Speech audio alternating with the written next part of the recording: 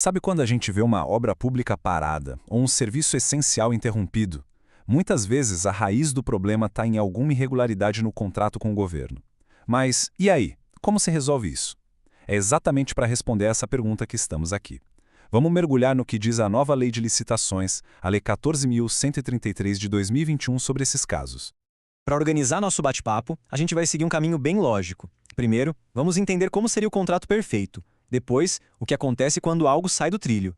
Aí vem o grande dilema. A gente corrige ou anula tudo. E por fim, vamos ver o que acontece se a decisão for anular. Prontos? Então vamos lá? Antes da gente falar dos problemas, é super importante firmar a base, né? Entender o que faz um contrato administrativo ser considerado ideal, ou, digamos, saudável. Vamos conhecer as características que definem esse contrato. Então, o que é um contrato administrativo, afinal? Pensa nele como um acordo especial. De um lado, sempre teremos a administração pública, e do outro, um objetivo que não é qualquer um, é sempre o interesse de toda a coletividade. É por isso que ele tem regras próprias, as regras do direito público. E essa é a grande diferença, olha só. Num contrato privado comum, a relação é horizontal, de igual para igual. Já no contrato administrativo, a relação é vertical. Ou seja, o Estado está numa posição de supremacia. É por isso que ele tem as chamadas cláusulas exorbitantes, que são, na prática, prerrogativas, poderes especiais para proteger o interesse de todos nós.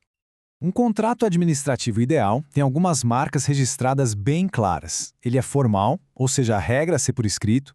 Ele também exige um procedimento legal antes, que geralmente é a licitação. Na maioria das vezes, é um contrato de adesão, onde o particular aceita as regras do jogo. E mais, ele é personalíssimo, ou seja, tem que ser executado por quem venceu a disputa e pode até ser alterado pelo poder público se for preciso para atender o interesse coletivo.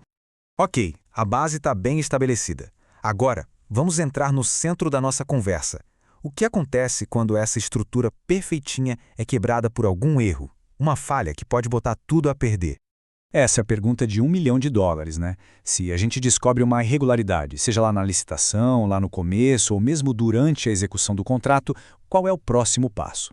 A resposta para isso nos leva a um conceito jurídico muito importante. E esse conceito é a nulidade.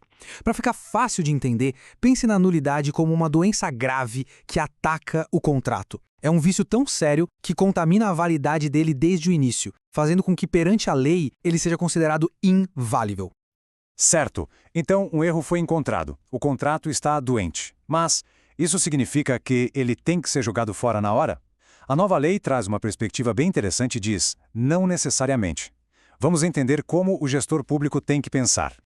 E aqui está um dos pontos mais importantes da nova lei, a 14.133. A anulação é sempre a última cartada. A prioridade número 1 é tentar consertar o erro. A lei usa um termo técnico para isso: sanear. A ideia é bem clara. Vamos salvar o contrato e garantir que o serviço público continue, sempre que isso for possível. A lei, então, cria uma espécie de passo a passo para o gestor. Primeiro passo, identificar o problema. Ok, achamos a irregularidade. Segundo passo, avaliar se dá para corrigir. E só se a resposta for não dá para corrigir, é que a gente vai para o terceiro e mais delicado passo. Perguntar se anular esse contrato é de fato a melhor coisa para o interesse público. E esse ponto é fundamental. Interesse público não é só uma expressão bonita.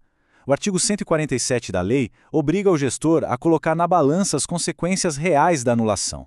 Coisas como o impacto econômico, os riscos para a população, o custo de perder o que já foi feito. Às vezes, gente, parar uma obra causa um prejuízo social e financeiro muito maior do que manter o contrato e corrigir o rumo. É uma análise bem pragmática. Então a conclusão é a seguinte: se depois de toda essa análise ficar claro que anular vai ser pior, a lei oferece uma saída. O contrato pode continuar e aquela irregularidade vai ser resolvida com uma indenização por perdas e danos.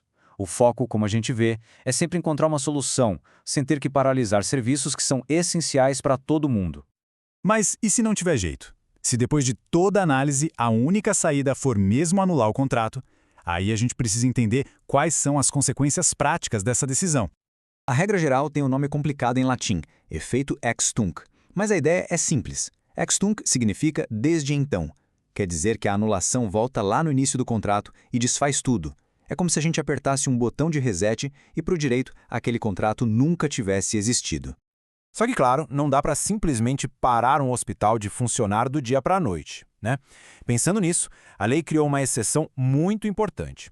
A autoridade pública pode adiar os efeitos da anulação por até 6 meses e pode até prorrogar esse prazo. Isso dá um fôlego, um tempo para a administração fazer uma nova licitação e garantir que o serviço não seja interrompido bruscamente. E a parte do pagamento? E o dinheiro? Bom, a regra aqui é clara e depende da culpa. Se a empresa contratada não teve culpa nenhuma na irregularidade, ela tem todo o direito de receber pelo que já trabalhou, mais uma indenização por prejuízos. Afinal, a administração não pode se beneficiar de um serviço sem pagar por ele. Agora, se a culpa foi do contratado, se houve fraude, por exemplo, aí a história muda. Ele perde o direito de receber qualquer indenização. A responsabilidade é o que manda. E para a gente fechar, fica aqui uma reflexão. A nova lei de licitações parece dar um novo papel para o gestor público. Ele não é mais só alguém que aplica a lei friamente. Agora ele precisa ser um verdadeiro administrador, que pesa as consequências e busca a decisão que, na prática, vai ser a melhor para a sociedade. É uma mudança de mentalidade bem grande que com certeza vale a pena a gente continuar observando.